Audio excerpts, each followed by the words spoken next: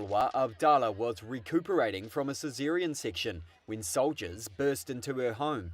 They were from the Rapid Support Forces, one side in Sudan's 19-month-old war. They accused her of supporting their rivals, the Sudanese army and its allies, and threatened to kill her, her child and her mother, and rape her daughters.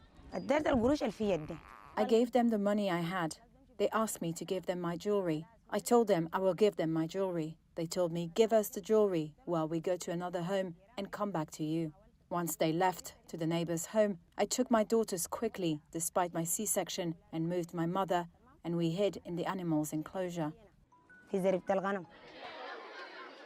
The incident took place in Sudan's Gezira last month. The eastern state has suffered a series of intense violent raids over the past 2 weeks, affecting, according to activists, at least 65 villages and towns.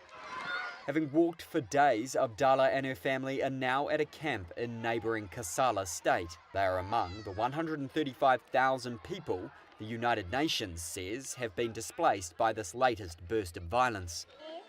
Gezira had already been subject to a violent looting campaign by the RSF since it took control last December, but the defection last month of its chief in the state unleashed a series of revenge attacks. The Wad Medani Resistance Committee, a pro-democracy group, named 169 people killed since the violence began on October 20, though in a statement it said there were hundreds more. The worst incident was in El Sareha, where the committee said 124 people were killed on October 25. Video verified by Reuters showed RSF soldiers lining up men. Many of them were elderly and some in blood-splattered clothes.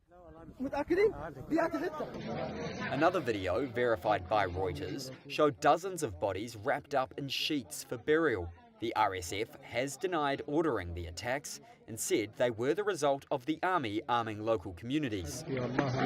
The war has unleashed a hunger crisis across Sudan, with both sides accused of hindering international aid. Back in Kassala state, Hashim Bashir sits in the bus that brought him here from his home in Gezira. His leg was amputated before the war began, but his disability didn't stop soldiers from throwing him out of his home. They are very vicious. They do not have mercy for the old, women, men or children. They beat. If you survive their gunshots, they hit you on your head. If you survive this, they will beat you with a whip just like children, and they make you cry like children. His niece, Fayeja Mohammed, says soldiers beat her uncle and threw his wheelchair on top of him.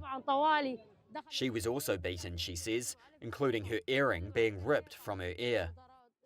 They displaced us, burned down our homes and starved us, she says. May God inflict harm on them.